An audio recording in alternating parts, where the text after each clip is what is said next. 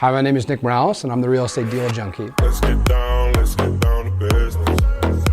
So let's get down to business.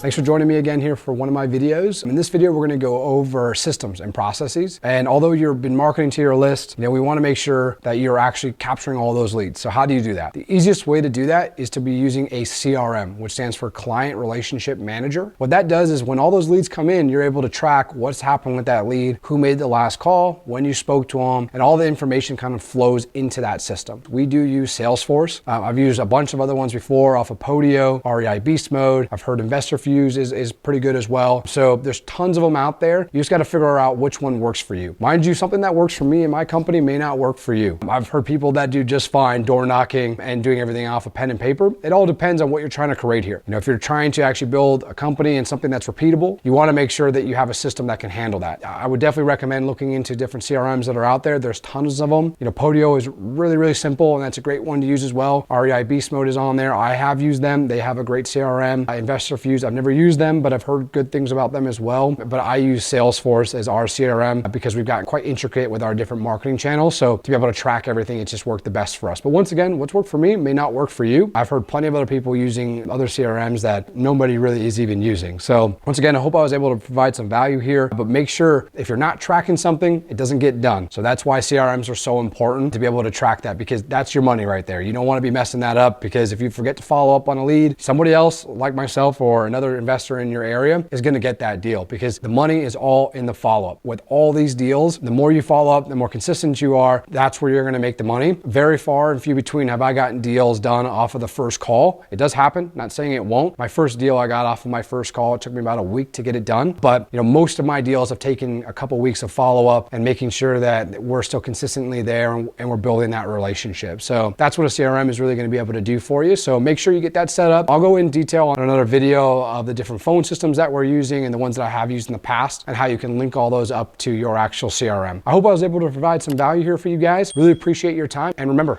the money's in the follow-up.